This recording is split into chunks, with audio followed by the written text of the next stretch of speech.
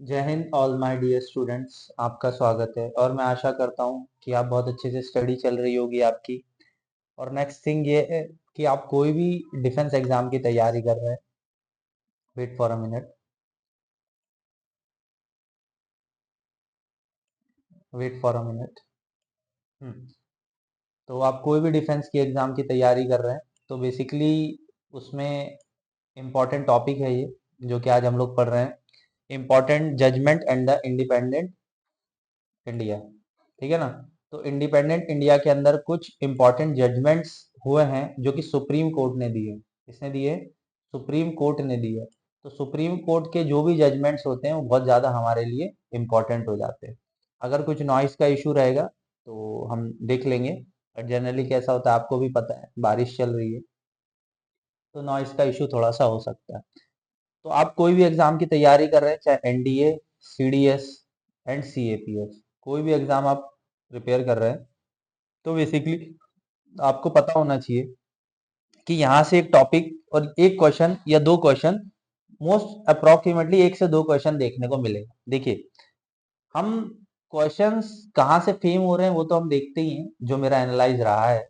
दूसरी चीज हमको ये भी देखना होता है कि स्टडी हम कर रहे हैं सही दिशा में कर रहे हैं क्या। जहां से हम पढ़ रहे हैं वहां से टॉपिक आ रहे हैं। जैसे मैं एनडीए में ज्यादातर इकोनॉमी का पार्ट नहीं पढ़ाता हूँ, क्योंकि इकोनॉमी में कैसा होता है सॉरी, इकोनॉमी में कैसा होता है कि बेसिकली एक क्वेश्चन आएगा वो भी करंट अफेयर से आएगा, और वो करंट अफेयर से रिलेटेड क्वेश्चन है तो मुझे लगता है जब मैं करंट अफेयर पढ़ाता हूँ तो उसमें वो काम हो जाता होगा। तो नेक्स्ट आता है सीडीएस और सीएपीएफ में। यहाँ भाई 10 से 12 क्वेश्चन इजीली देखने को मिलते हैं।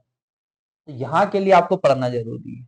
अगर यहाँ नहीं पढ़ोगे तो फिर काम बिगड़ जाएगा, क्योंकि 10 से 12 क्वेश्चन मतलब बहुत वेटेज है। और जब ज्यादा वेटेज होता है तो आपको क्या करना होता है, चीजें कवर करनी होती है। पर एनडीए में ज्यादा रिकमेंड, यहाँ से देखो ये पॉलिटी का पार्ट है। ये किसका पार्ट है? पॉलिटी का पार्ट है। अब जब ये पॉलिटी का पार्ट है तो हमको कवर करना ही पड़ेगा। अब जनरली क्या होता है, बच्चे छोड़ देते हैं जजमेंट्स को, पर हम कवर करेंगे और ये कवर करना बहुत ही ज्यादा इंपॉर्टेंट है। चलो आगे देखें।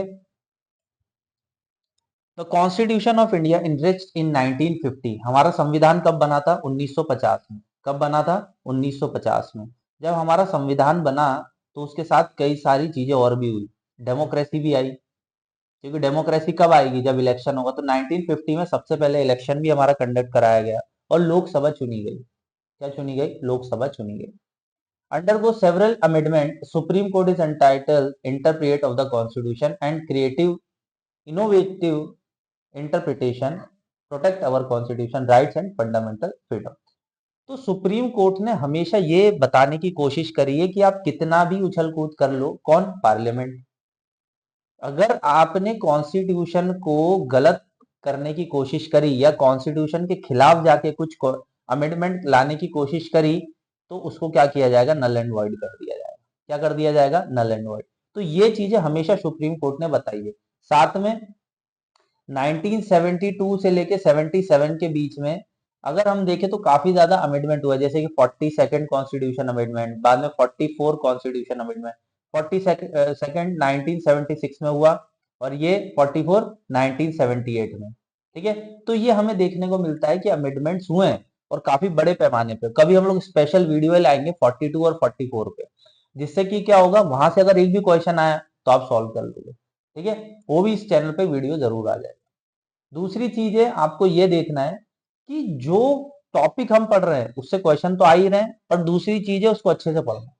तो सुप्रीम कोर्ट ने हमेशा पार्लियामेंट को बताया है कि हम इसके प्रोटेक्टर हैं। किसके? कॉन्स्टिट्यूशन के।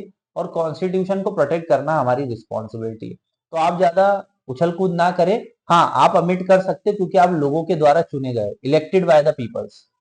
तो आप क्या कर सकते हो कि चूज कर सकते हो, पर इसका मतलब ये नहीं है ना कि आप कुछ भी करोगे, आप मनमानी नहीं कर सकते। तो हमेशा सुप्रीम कोर्ट ने क्या बताया है कि अगर आपने मनमानी करने की कोशिश करी तो वो नहीं चलेगी। ठीक है। चलो आगे देखिए। This judgement are to appreciate not only the presidents but also having a laid down the law issue by the paramountcy importance, law that is binding on all court and authority in the country. तो basically अगर supreme court अगर कोई law बनाता है या parliament कोई law बनाता है तो बेसिकली वो सबके लिए लागू होता है, ऐसा नहीं है कभी किसी एक के लिए, नहीं, वो सबके लिए लागू होता है। चलो अब पहला केस देखे हम लोग, केशवानंद भारती केस 1973 में आया था। ये एक हमारी न्यू रखने का काम किया था 1973 के अंदर, क्योंकि यह बेसिक स्ट्रक्चर आया था। बेसिक स्ट्रक्चर मतलब सुप्रीम कोर्ट ने क्या बोला कि भैया आप पार्लियामेंट कुछ भी कर लो, संविधान में कुछ भी कर लो, कॉन्स्टिट्यूशन में कुछ भी कर लो, बट आप एक चीज नहीं कर सकते। क्या नहीं कर सकते आप? बेसिक राइट्स या बेसिक स्ट्रक्चर को हनन नहीं कर सकते। फिर पार्लियामेंट ने बोला अच्छा सर अब ये तो बताइए कि बेसिक स्ट्रक्चर है क्या। पार्लियामेंट ने फिर ये बोला कि बेसिक स्ट्रक्चर क्या, तो सुप्रीम कोर्ट ने गेम खेल दिया। सुप्रीम कोर्ट ने क्या किया? गेम खेल दिया। क्या गेम खेल दिया? कि बेसिकली सुप्रीम कोर्ट ने कहा कि ये जो आपका बेसिक स्ट्रक्चर है ये केस टू केस वेरी होगा, केस टू केस वेरी होगा। जब आप लॉ बनाओगे उस समय हम लोग बताएंगे कि हाँ ये बेसिक स्ट्रक्चर को खराब कर रहा है कि नहीं। ठीक है, it was a unique for the reason that it is a shift to balance of democratic power. Earlier judgment had to stand, parliament could amend even the fundamental right for proper legislative process. ठीक है, तो पहले वाले केसों में, Keshavananda Bharati case से भी पहले बहुत सारे केसेस हुए, तो उसपे हम लोग ने देखा था कि सुप्रीम कोर्ट ने बोला था, सुप्रीम कोर्ट की 7 बेंचेस ने बोला था, 7 लोग बैठे थे उस बेंच में, ने बोला हाँ फंडामेंटल राइट्स को भी आप क्या कर सकते हो, अमेंडमेंट कर सकते हो। बट केशवानंद भारती केस में क्या हुआ? हाँ आप अमेंड करो, बट हम बाद में बताएंगे कि वो लॉ है कि नहीं, लॉ बन सकता है कि नहीं, बेसिक राइट खराब हो रहे हैं कि नहीं। ठीक है, तो केशवानंद भारती केस में 13 जजों की बेंच बैठी, अभी तक सबसे बड़ी बेंच यही बैठी, 13 जजों की बेंच, और बहुत मतलब प्रेस्टियस केस रहा है। तो कब हुआ? 1973 के अंदर, Keshavananda Bharati versus state of Kerala. दूसरी चीज, but the present case parliament can not alter the fundamental right of the basic structure of the constitution. यही बात है कि सुप्रीम कोर्ट ने बोल दिया कि बेसिक स्ट्रक्चर का हनन नहीं करना, बाकी तो आपको जो लॉ बनाना है बना लो। ठीक है ना, तो ये इंदिरा गांधी जी के टाइम पीरियड की बात है। चलो आगे बढ़े। अब इवोल्यूशन कैसे हुआ? देखो पहले केस आए थे उसका भी, अभी तो केशवानंद भारती केस कब आया? 73 में। केशवानंद भारती केस कब आया? 73 में। उससे पहले कौन कौन से केस हुआ? Since the adaptation of the Indian constitution debate has start regarding the power of parliament and constitution. बिल्कुल भाई, कांग्रेस की सरकार थी, जैसे ही देश आजाद हुआ कांग्रेस ने अपनी सरकार बनाई, और काफी अच्छी सरकार थी, पंडित जवाहरलाल नेहरू जी, फिर इंदिरा गांधी जी, बीच में मोरारजी देसाई भी आए थे। ठीक है ना, तो काफी लंबा पीरियड चला था। तो उस चीज में 2-3 अमेंडमेंट्स भी हुए थे, जैसे कि शंकरिया प्रसाद वर्सेस 1951 में, और सज्जन सिंह जो 1965 में हुआ था। ये दो पहले हुए थे, तो आपको सीक्वेंस याद रखना, यहाँ सीक्वेंस से क्वेश्चन आ जाता है।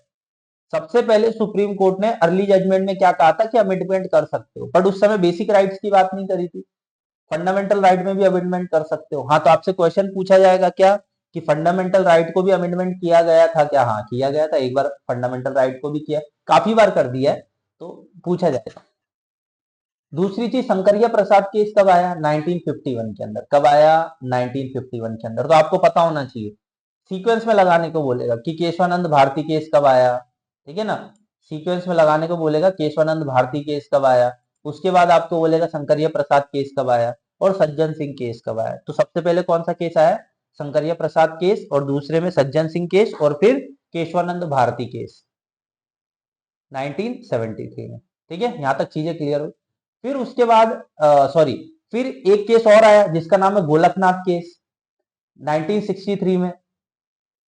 तो supreme court held that parliament could not amend the fundamental right. तो पार्लियामेंट फंडामेंटल राइट को अमेंड नहीं कर सकती थी, कौन से सॉरी, कौन से केस में बोला था? गोलकनाथ केस में। तो अगर आपसे पूछा जाए कि कौन से ऐसे अमेंडमेंट में पार्लियामेंट को बोला गया था कि आप लोग क्या नहीं कर सकते, फंडामेंटल राइट में अमेंडमेंट नहीं कर सकते, तो बोल रहा गोलकनाथ केस में। ठीक है, अच्छे से क्वेश्चन पढ़ना, मैं क्वेश्चंस की सीरीज भी लाऊंगा जब आपको बताऊंगा कि क्वेश्चन किस किस तरीके से फेम होते हैं। तो जो भी एनडीए वगैरह की तैयारी कर रहा है, सीडीएस सीएपीएफ, तो उसमें आइडिया रहना चाहिए कि किस बेसिस पे क्वेश्चन पूछेगा। फिर सीक्वेंस देखते हैं, चलो वापिस सीक्वेंस देखे एक बार। देखिए सीक्वेंस से ही क्वेश्चन ज्यादा पूछता है, मैं फिर बोल रहा हूँ, सीक्वेंस से ही क्वेश्चन ज्यादा पूछता है, और सीक्वेंस में डगमगाना नहीं। सबसे पहले केस कौन सा आया आपका, शंकरिया प्रसाद केस 1951 में। उसके बाद कौन सा केस आया, सज्जन सिंह केस, ये भी फंडामेंटल राइट के लिए आया, बेसिक स्ट्रक्चर के लिए आया। फिर आया गोलकनाथ केस 1967 में, और फिर आया केशवानंद भारती केस जो कि आपके 1973 में। यहां तक चीजें क्लियर, यहां तक समझ में आया? मुझे लगता है यहां तक आपको चीजें क्लियर हो गई होगी। The court held the amendment Article 368 in the law with the meaning of 13 of the Constitution. Therefore, take away from abridged and fundamental right is a part 13 is a word. यहाँ क्या कह रहा है कि article 368 के तहत हम देखते हैं ना कि आर्टिकल 368 में क्या लिखा हुआ है कि आप अमेंडमेंट कर सकते हो लॉ के अंदर, ठीक है ना। तो इसके सहायता से आप क्या कर सकते हो, अमेंडमेंट कर सकते हो, बट ये वॉइड कब होगा और नल एंड वॉइड कब होगा उस पर हम जिक्र करेंगे। अगर बेसिक स्ट्रक्चर का हनन नहीं होता है, बेसिक राइट्स का हनन नहीं होता है, तो फिर ये क्या होगा, वॉइड होगा। अगर बेसिक राइट का हनन हो रहा है तो ये नल एंड वॉइड होगा, ठीक है। तो देखते हैं, for a judgement of supreme court Golaknath case, RC Cooper, ये आपसे नहीं पूछा रहेगा, माधवराव सिंधिया 1970 में आया, और government head by prime minister Indira Gandhi, constitute 24, 25, 26 and 29, ये 3 कॉन्स्टिट्यूशन अमेंडमेंट उनने करे लगातार 2-3 साल के अंदर अंदर। All 4 amendment brought government with challenge in Keshavananda Bharati case. तो केशवानंद भारती केस इसलिए पढ़ा जाता है कि केशवानंद भारती केस में क्या हुआ था, ये चारों के चारों अमेंडमेंट को नल एंड वॉइड घोषित कर दिया गया था। क्यों? क्योंकि बेसिक स्ट्रक्चर का हनन किया जा रहा था, हमारे मौलिक अधिकार का हनन किया जा रहा था, और राष्ट्रपति शासन लगा दिया गया था इंदिरा गांधी जी के द्वारा। कब? 1975 से लेके 1977 के बीच में। तो ये भी सबसे बड़ा एक चैलेंज रहा है। यहां तक आपको चीजें क्लियर हुई, यहां तक समझ में आया? चलो नेक्स्ट देखें, Maneka Gandhi versus union of India case. अब कौन सा केस आ गया, Maneka Gandhi versus union of India case, second case है ये, 1978 में आया।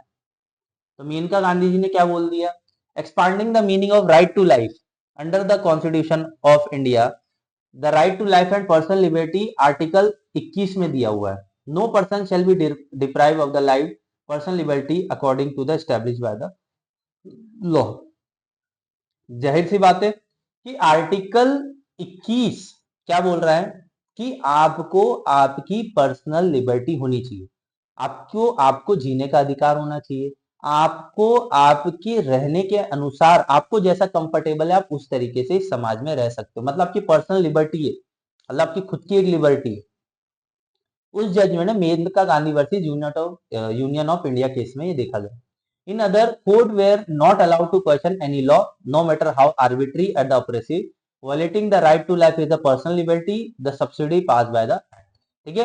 तो कोर्ट भी आपका मौलिक अधिकार नहीं ले सकता जिसे राइट टू लाइफ या पर्सनल लिबर्टी बोला जा सकता है। आप आपके पर्सनल लाइफ में क्या कर रहे हो उसको कोई क्वेश्चन नहीं उठा सकता, ठीक है, सुप्रीम कोर्ट भी नहीं उठा सकता। समझ में आई यहां तक चीजें? तो Maneka Gandhi versus union of India के केस में देखने को मिला कि मेनका गांधी जी ने क्या बोला कि meaning of the right to life का डिस्कस किया गया और कोई भी वायलेट नहीं कर सकता राइट टू लाइफ को। However, wasting the power of subsequent review under the Article 21, the court transfer merged supervision to watchdog of the Constitution. तो यहाँ क्या बोला गया कि जो कॉन्स्टिट्यूशन है उसका वॉचडॉग कौन है, वॉचडॉग का मतलब क्या होता है कि संविधान को देख रेख करने का काम किसके पास है, आपके सुप्रीम कोर्ट के पास। यहाँ तक चीजें क्लियर हुई, यहाँ तक समझ में आया आपको?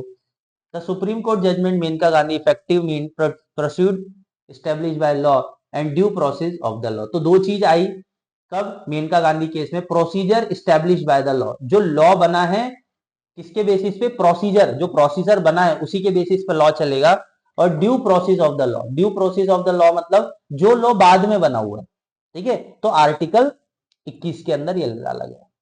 Supreme court article 21, no person shall be deprive for his life and personal liberty, fair and just reasonable procedure establish by valid law. हाँ, कुछ रिस्ट्रिक्शन लगाई जा सकती है by the law, by the law, कुछ रिस्ट्रिक्शन अगर law and order के कुछ प्रॉब्लम हो गई तो लगाया जा सकता है, वरना नहीं, ठीक है। तो अगर आपसे पूछा जाए कि इस्टेब्लिश बाय द लॉ के लिए कुछ रिस्ट्रिक्शन है क्या, तो हाँ रिस्ट्रिक्शन है, ऐसा नहीं है कि एकदम ही फ्रीडम है। आपको एक चीज पता होना चाहिए, मात्र आर्टिकल 20 और 21 ये दो ही ऐसे आर्टिकल है जो कि आपको फ्री या फ्रीडम देता है, ये इमरजेंसी के अंदर भी एग्जिस्ट करते हैं। ठीक है, अगर नेशनल इमरजेंसी भी लग जाए ना तो भी ये दो आर्टिकल ही एग्जिस्ट करते हैं। ठीक है, तो आपकी पर्सनल लिबर्टी ये खतरे में ना है, इस वजह से ये लॉ लाया गया। कब? Maneka Gandhi versus union of India case. चलो आगे देखें।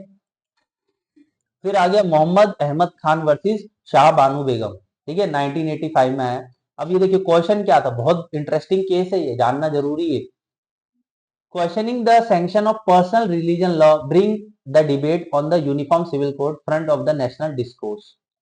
1985 Supreme Court delivered judgment of the maintenance of diverse Muslim women inter received from her former husband case of Mohammad Ahmad and Shah Bano case. ठीक है, तो ये केस क्यों आया? देखो, एक मुस्लिम महिला थी, एक मुस्लिम महिला थी, उनका नाम क्या था? शाह बानो केस। तो वो व्यक्ति ने तलाक तलाक तलाक ये बोल दिया और एलिमनी देने से भी मना कर दिया। क्या देने से मना कर दिया? एलिमनी देने से भी मना कर दिया, जो मतलब शादी के बाद दी जाती, डिवोर्स के बाद दी जाती। फिर क्या हुआ? सुप्रीम कोर्ट के पास ये गई कि भैया अब मैं कहाँ जाऊंगी, मुझे कैसे, भाई मेरा घर संसार कैसे चलेगा, ये सब चीजों पे बात चली। तो यहां हमको जजमेंट देखने को मिला कि यूनिफॉर्म सिविल कोड आना जरूरी है, क्योंकि जैसे इंडियन मैरिज एक्ट के थ्रू या हिंदू मैरिज एक्ट के थ्रू एलिमनी देना कंपलसरी है, वैसे मुस्लिम लॉ के तहत ये जरूरी नहीं होता है एलिमनी देना, और ये स्पेशल मैरिज एक्ट के थ्रू आता है, स्पेशल मैरिज एक्ट के थ्रू आता है। तो मुस्लिम लॉ के अंदर ये है नहीं, तो फिर दिक्कत हो गई ना। तो ये डायरेक्ट पहुंच गई थी सुप्रीम कोर्ट में। तो सबसे बड़ा केस मैं मानता हूं ये रहा होगा। फिर यहाँ जजमेंट क्या है? It seen one milestone to Muslim women fight right in India and battle against the set Muslim personal law. अब यहाँ मुस्लिम पर्सनल लॉ पे बात आ गई, जो कि शरिया लॉ है। क्या है? Sharia law. मुस्लिम लोगों का जो लॉ है उसे क्या बोला जाता है? Sharia law. Claim which they were not allowed before. तो it lay down the thousand of women to make legitimate claim they were not allowed to before. तो यहाँ एक माइलस्टोन रखा गया 1985 में कि मुस्लिम महिलाएं भी अपना हक की बात कर सकती है, और सुप्रीम कोर्ट के पास गई थी।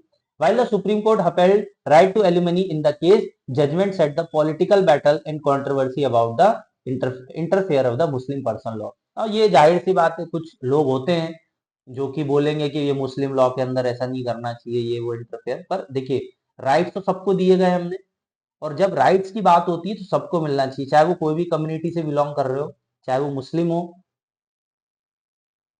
व्यक्ति कोई भी हो, चाहे मुस्लिम हो, चाहे सिख हो, चाहे आपका क्रिश्चियनिटी हो, कोई भी रिलीजन से बिलोंग करता है, सिखिज्म, बुद्धिज्म,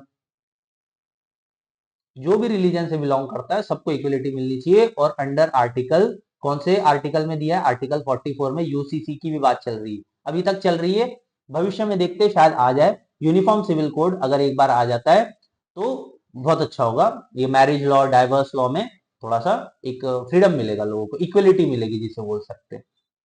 ठीक है, यहां तक चीजें क्लियर हुई। देखिए, एग्जाम के लिए आपको जितना इंपॉर्टेंट है मैं उतना आपको एक्सप्लेन कर दे रहा हूं। उसके बाद भी आपको कोई डाउट रहे तो आप क्या करेंगे? कमेंट कर देंगे, और जब आप कमेंट करेंगे तो आपको जरूर जवाब मिलेगा मेरी तरफ से। और ज्यादा से ज्यादा क्या करना है? लाइक और शेयर करना है इस वीडियो को। क्या करना है? Like and share. ठीक है, तो ये दो चीज आपको ज्यादा से ज्यादा करना है कि बच्चे अच्छे से पढ़ सके, अच्छा नॉलेज ले सके। चलो आगे देखिए, यहां तक समझ में आया? शाहबानो केस कब आया था? 1985। अब आता है इंदिरा साहनी केस, बहुत इंपॉर्टेंट केस है ये। यहाँ इंदिरा साहनी केस में ओबीसी के लिए रिजर्वेशन की बात करी गई थी। किसके लिए? ओबीसी के लिए। और ये कब आया था? 1992 में। जो अदर बैकवर्ड क्लास होते हैं, देखो, एसटी होता है, एसटी होता है, ये तो शेड्यूल कास्ट, शेड्यूल ट्राइब होगा। उसके अलावा भी तो कुछ जनजातियां होंगी ना, जो कि पिछड़ा वर्ग है। क्या है? पिछड़ा वर्ग है। मतलब इन लोगों को इक्वलिटी नहीं है, राइट्स नहीं है, सोशल डिलेमा नहीं है। आज भी हमारे समाज में इस तरीके की चीजें चल रही है, छुआछूत की बीमारी आज भी है हमारे समाज में। तो अगर इस तरीके की जब प्रॉब्लम आती है तो इन लोग को अपलिफ्ट करना है। किसको? ओबीसी, एससी, एसटी, इस समाज को हमें अपलिफ्ट करना है। और ये इंदिरा साहनी केस में ये पहुंच गई थी डायरेक्ट सुप्रीम कोर्ट, ये खुद वकील थी तो ये पहुंच गई, तो यूनियन ऑफ इंडिया केस बन गया ये। इनने क्या बोला कि ओबीसी कैटेगरी, जो अदर बैकवर्ड क्लास वाले हैं, उनको रिजर्वेशन दो। जैसे कि एससी को कितना मिलता है रिजर्वेशन? आप मान के चलिए 15% का रिजर्वेशन है। एसटी को कितना है? 7.5% का रिजर्वेशन है, पर हम 8% का मान के चलते हैं। और ओबीसी को इसके बाद कितना परसेंट का रिजर्वेशन मिला? 27% का। ठीक है, क्योंकि पॉपुलेशन बहुत ज्यादा है इनकी, ओबीसी की मेजोरिटी पॉपुलेशन है। ठीक है, must be exclude the list of beneficiary reservation, they are concept of creamy layer, must exclude the SC ST। जो व्यक्ति SC ST में आता है वो तो ओबीसी में कोई संबंध ही नहीं आने का। प्लस दूसरी चीज है, ये इसलिए लाया गया था SC ST एक्ट के अलावा ओबीसी कैटेगरी 1992 में, जिससे कि जो अदर बैकवर्ड क्लास है, देखिए भैया कुछ ऐसे भी बच्चे जिनके पास कोई मतलब डॉक्यूमेंट्स वगैरह नहीं होते, पर वो ओबीसी सर्टिफिकेट बनवा सकते, गरीब है तो बेचारे उनको एजुकेशन में सहूलियत मिल जाए, एजुकेशन में सहूलियत मिल जाना चाहिए, और उसको सोशल डिलीमा मिलना चाहिए। सोशल डिलीमा मतलब समाज में एक बराबरी का हिस्सा मिलना चाहिए। तो कौन से आर्टिकल में इसको अमेंड किया गया? आर्टिकल 16(4)(a) के अंदर अमेंड किया। इंदिरा साहनी केस बहुत इंपॉर्टेंट है, मैं आपको फिर बोल रहा हूं, आपको अच्छे से कवर करना पड़ेगा। ठीक है, इंदिरा साहनी केस बहुत इंपॉर्टेंट, और कौन से आर्टिकल में अमेंड किया था? 16(14)(a) में, सब क्लॉज में। ठीक है, अब मुझे आप एक वो बताएंगे, जो मेरे स्टूडेंट रहे SC ST जो अमेंडमेंट एक्ट है, तो ये कौन से आर्टिकल में है? ठीक है, आप लोग को बताना है SC और ST का जो एक्ट बनाया गया है वो कौन से आर्टिकल में, आर्टिकल मुझे आप कमेंट में करेंगे। ठीक है, कमेंट में पिन कर दीजिएगा। सुप्रीम कोर्ट ने एक चीज और बोली कि रिजर्वेशन 50% से ज्यादा नहीं जाना चाहिए, पर आज हम देख सकते हैं जा चुका जब से ईडब्ल्यूएस आया। ईडब्ल्यूएस को 10% का रिजर्वेशन मिल चुका है, आर्टिकल 16 सब क्लॉज 4 में इसको भी डाला गया हुआ है। ठीक है, ईडब्ल्यूएस जो कि 10% का रिजर्वेशन क्लेम कर रहा है अभी। ठीक है, यहां तक समझ में आया? चलो, कुछ और पेचीदगियां समझ में आ गई होगी, इंदिरा साहनी केस क्यों आया ओबीसी के लिए। दूसरा, Vishakha versus state of Rajasthan, ये भी बहुत एक बोल सकते हैं बहुत ही इंपॉर्टेंट केस है ये, Vishakha versus state of Rajasthan. ये क्यों लाया गया? Prevent sexually harassment in the work place. देखिए, बहुत सारी महिलाएं होती है जो अपना जीवन बसर करने के लिए बाहर निकलती है और अच्छे जॉब की तलाश में बाहर निकलती है, बट कुछ ऐसे इलाइट लोग होते हैं जो कि क्या करते हैं? सेक्सुअली हरास करने की कोशिश करते हैं। अब वो बोल भी नहीं पाते हैं, ठीक है ना, मतलब जो महिला है जिनके साथ ये हुआ रहता है वो बोल भी नहीं पाते। तो Vishakha versus state of Rajasthan के केस में क्या हुआ? सुप्रीम कोर्ट ने ऑर्डर दिया कि अगर कोई भी इस तरीके का सेक्सुअली हरासमेंट करते हुए पाया गया और उसके साथ कड़ी से कड़ी कार्रवाई देखने को मिलेगी। जैसे मी टू ऑपरेशन चला था, अभी ऑपरेशन तो क्या बोले, में हैशटैग वगैरह इंस्टाग्राम वगैरह पे चला था। ठीक है ना, तो इस तरीके से ये जजमेंट्स हमारे समाज में देखने को मिले। देखिए, in the context of sexual harassment of the women of workplace, judicial activism release the pinnacle of Vishakha state of the Rajasthan. यहाँ क्या बोला गया? Supreme court acknowledge reality the great extension of internal treaties that not transferred into municipal law. Supreme Court provide the first authoritative define of sexually harassment. India confined that statutory vacuum it create the proposed route of the judicial legitimacy। ठीक है, तो इसके अंदर दो तीन चीजें और भी ऐड करी गई थी। ये भी बोला गया था कि देखिए, सेक्सुअली हरासमेंट अगर किसी महिला को किया जा रहा है तो उसके लिए क्या किया जाएगा? फिर दंड से दंड एकदम कानूनी कार्रवाई होगी। कन्वेक्टिंग और the elimination of all form of the discrimination against the women, तो ये 1980 में साइन किया गया था। आर्टिकल 14, 15, 19 एंड 215 ये आर्टिकल्स में भी डाला गया है कि इस तरीके की कोई भी हरकतें नहीं होनी चाहिए। दूसरा, justified decision the court refer the several sources including the sorry Beijing statement and principle of independence and judiciary and high court of Australia also earlier decision. तो ये सेक्सुअली हरासमेंट जो होते हैं वर्क प्लेस पे उसके ऊपर बात कर, तो आपको इतना ही पूछा जाएगा। और ये क्वेश्चन मैं आपको सीडीएस में दिखाऊंगा, ये क्वेश्चन पूछा गया Vishakha versus state of the Rajasthan के ऊपर क्वेश्चन पूछा गया हुआ। ठीक है, तो आपको क्वेश्चन पूछा जाएगा तो आप लोग आराम से जवाब देना। और क्या जवाब दोगे? Sexually harassment of the work place. ठीक है, और कब आया था ये? 1997 के अंदर। ठीक है, आई होप सो यहां तक चीजें क्लियर हो गई होगी आपको। चलो नेक्स्ट देखें, Aruna Ramchandra Shanbaug versus union of India, ये भी एक और केस है। ये बहुत इंटरेस्टिंग केस है, मुझे लगता है 2011 में जब आफ्टर द माई ट्वेल्थ मैंने भी ये केस को पढ़ा था तो मुझे समझ में नहीं आया, बट बहुत इंटरेस्टिंग केस है। देखिए, कभी क्या होता है इंसान के जीवन में कुछ ऐसी बीमारियां लग जाती है, जैसे पैरालाइज हो गया। क्या हो गया उसको? पैरालाइज हो गया।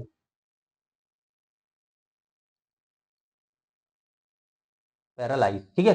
तो पैरालाइज हो गया उसको, उस व्यक्ति को। अब वो ना उठने का ना बैठने का, मतलब काफी उसको दिक्कत हो रही थी। क्या हो रही थी? वो उठ नहीं पा रहा था, बैठ नहीं पा रहा था, पूरा बॉडी आ जा 50% से अबव वो पैरालाइज हो गया। एग्जाम्पल दे रहा हूं मैं। तो उसके बाद क्या हुआ? उसके घर वाले उसकी सेवा कर रहे हैं, उसकी वाइफ कर रही है, उसके माता पिता कर रहे हैं। अनफॉर्चुनेटली उसका कोई है नहीं, तो फिर कौन देखेगा उसको? अगर उसका कोई है ही नहीं उस व्यक्ति का, तो कौन देखेगा? तो एक नर्स थी, मैं आपको यहाँ केस बताना चाह रहा हूं। तो एक नर्स थी जिसका नाम था शान बानू, ठीक है ना, मतलब sorry, Aruna Shanbaug case trigger the debate of इंथुसाइड, उसके बाद बात करेंगे हम लोग। तो एक नर्स थी जो कि शान बानू को देख रही थी, ठीक है। और उसने क्या क्लेम किया पता है क्या? इसको क्या दे देना चाहिए? Passive euthanasia. अब पैसिव यूथेनेशिया क्या होता है? पैसिव यूथेनेशिया ये होता है कि मतलब आपको थोड़ा सा पॉइजन दे दिया जाए, जिससे कि आप आराम से डेथ की तरफ जा सको। ये लीगल किया गया, पर कुछ सम केस में किया गया। अगर डॉक्टर, जो टीम आएगी, जो सुप्रीम कोर्ट भेजेगी, उसके नजर में ये सब किया जाएगा। और ये मुझे लगता है कि राइट टू विलिंग लाइफ जैसे दिया गया है हमको फंडामेंटल राइट में, कि हमको जीने का अधिकार है, तो वैसे हमको मतलब मरने का भी अधिकार होना चाहिए, कि मतलब हम शांति से मर सके। नहीं तो पता चला कोई एक्सीडेंट से, कोई कैसा है, कोई रोड पे ही मर जाता है, तो कम से कम वो तो नहीं है, इज्जत से तो मरे इंसान। तो इस वजह से ये पैसिव यूथेनेशिया लेके आया था। कौन सा? Aruna Ramchandra Shahbag versus union of India case में। तो सुप्रीम कोर्ट ने क्या बोला था, उसके जजमेंट को देखते हैं। यहां तक चीजें क्लियर हुई? मुझे बहुत इंटरेस्टिंग केस लगा। पैसिव यूथेनेशिया का मतलब क्या होता है? In a condition where the withdrawal of medical treatment with the deliberately intention has seen the death of terminal ill patient. मतलब बिल्कुल ही अब वो उठने के लायक ही नहीं बचा, कोमा वोमा में चला गया, तो वो जी के करेगा क्या? और घर वालों को और परेशान होगा। देखिए, आपकी फीलिंग्स जुड़ी हो सकती है, वो बात नहीं है, पर अगर प्रैक्टिकल तत्वों में अगर आप देखें, तो वो शायद इंसान अभी उठ ही नहीं सकता। तो ऐसे इंसान को फिर हम पैसिव यूथेनेशिया दे देते हैं, कि भाई शांति से आप मर जाए। अरुणा शाहबाग केस में ये डिबेट रहा है, और सुप्रीम कोर्ट ने क्या बोला है? रिट पिटीशन डाला गया है। Supreme court has field asking for the legislation enthusiasm that the Aruna contained suffer could be terminated by withdrawing medical support। या तो फिर क्या कर दिया जाए? मेडिकल सपोर्ट से उसको हटा दिया जाए, ठीक है। अगर उसको मेडिकल सपोर्ट से हटा दिया जाए, तो भी वो शायद मर सकती है। क्योंकि कैसा होता है ना, कहते नहीं हम, अगर कोई इंसान शांति पूर्वक निकल जाए, तो उससे क्या होगा कि उसको एक परम आनंद सुख मिल जाता है, क्योंकि यह तड़प रहा है। अगर यहाँ तड़प रहा है, तो कम से कम उसको पैसिव यूथेनेशिया दे दिया जाएगा, स्लो पॉइजन दे दिया जाएगा, तो वो आराम से डेथ हो जाएगी। सब्सिक्वेंट द लैंडमार्क जजमेंट 2018 में भी आया था सुप्रीम कोर्ट पैसिव यूथेनेशिया, जिसे लिविंग विल के नाम पे भी जाना जाता है। कोई व्यक्ति अपनी लिविंग विल भी बना सकता है। इस पे भी बहुत डिबेट चला था 2018 में, ये जब मैं प्रिपरेशन कर रहा था, जब की बात है।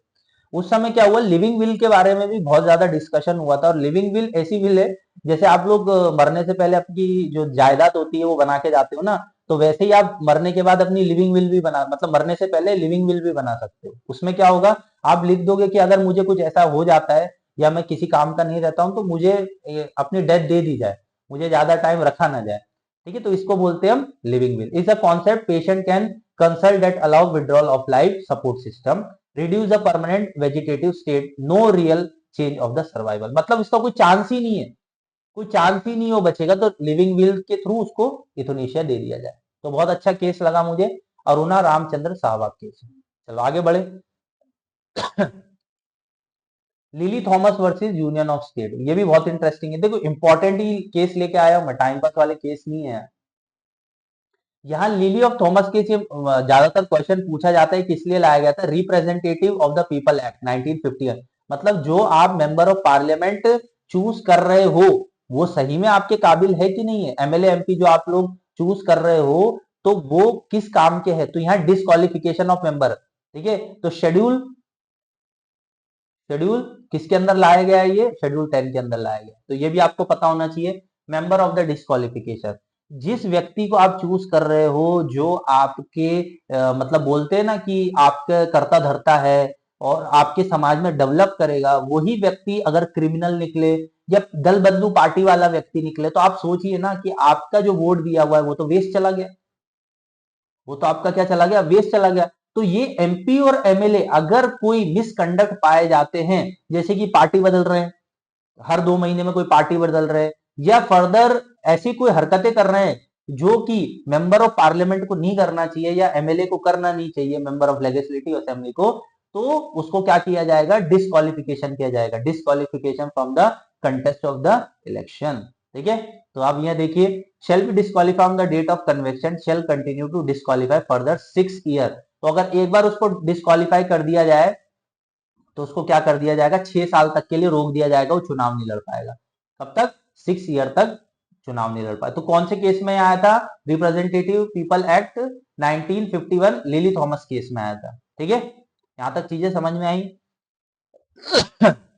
नेक्स्ट, फिर justice K S Puttaswamy versus union of India 2017, right to privacy. ठीक है, ये वाला भी बहुत एकदम लेजिटिमेट केस है, इस पे भी हम लोग बात करेंगे।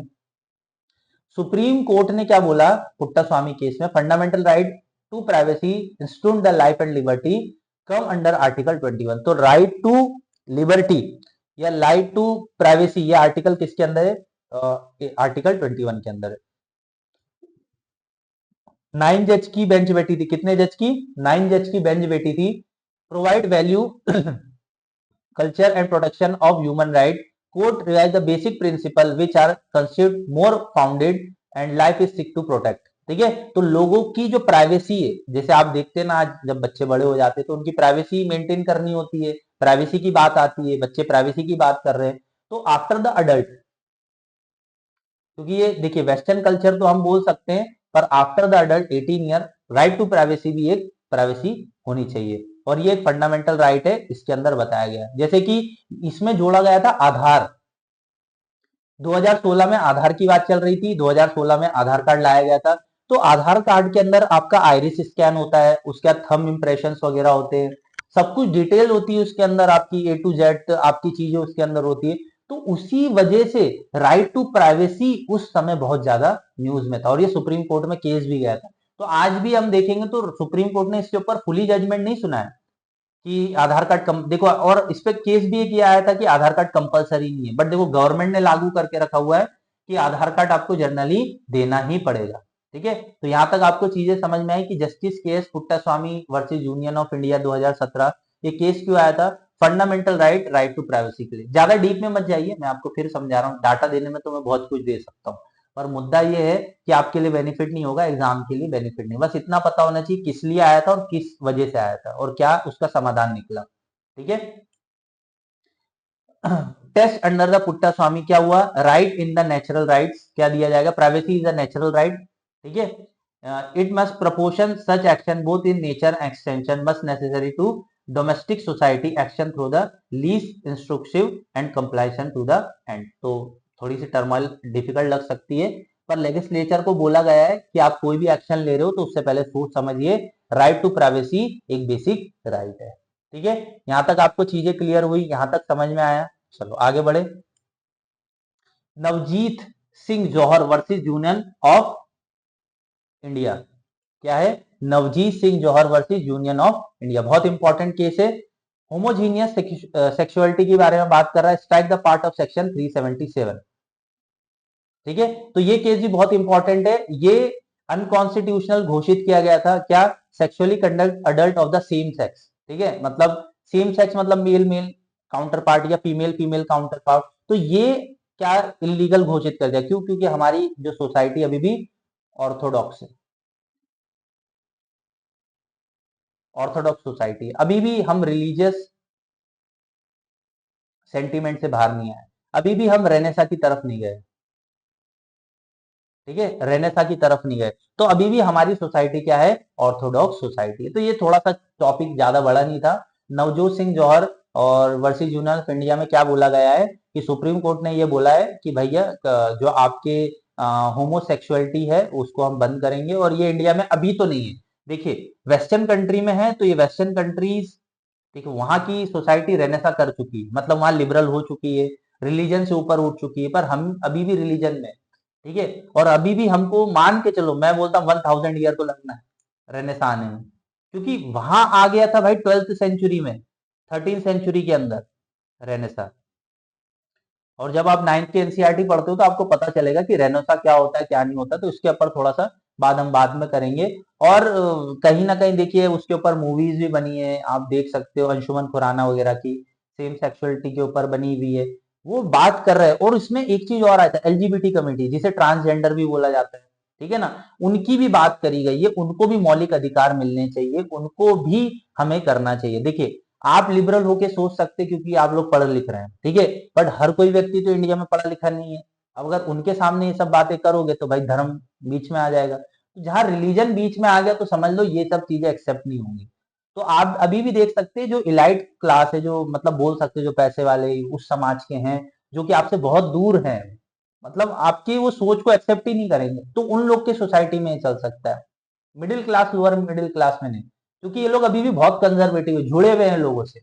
और ये जब जुड़े हुए रहेंगे तो रिलीजन में रहने से आना इतना डिफिकल्ट हो जाएगा। तो नवजीत सिंह जौहर वर्सेस यूनियन ऑफ इंडिया में क्या क्वेश्चन था कि सेक्शन 377 ऑफ इंडियन आईपीसी, मतलब इंडियन पिनल कोड में इसको चेंज करके, इसको अभी हम देख सकते हैं कि ये नहीं किया गया है, अभी तक लागू नहीं किया गया है। दूसरी चीज है एलजीबीटी कम्युनिटी को कुछ राइट्स दे दिए गए हैं, ये बात तो हो चुकी है, ठीक है। आई होप सो अगर आपको और कुछ इस पे क्वेश्चन या डाउट्स रहेंगे तो आप मुझसे पूछ सकते हो। और आपको क्या करना है, ज्यादा से ज्यादा लाइक करना है, ज्यादा से ज्यादा शेयर करना है, क्या करना है, ज्यादा से ज्यादा लाइक शेयर, जिससे कि मुझे मोटिवेशन मिले, आपके सामने ऐसे ही वीडियोस में लेके आता रहूं, जिससे कि मुझे क्या मिले, मोटिवेशन, ठीक है। तो आपको क्या करना है, ज्यादा से ज्यादा शेयर करना है। तो थैंक यू ऑल, बस आज का सफर यहीं तक था। चलो ओके, बाय।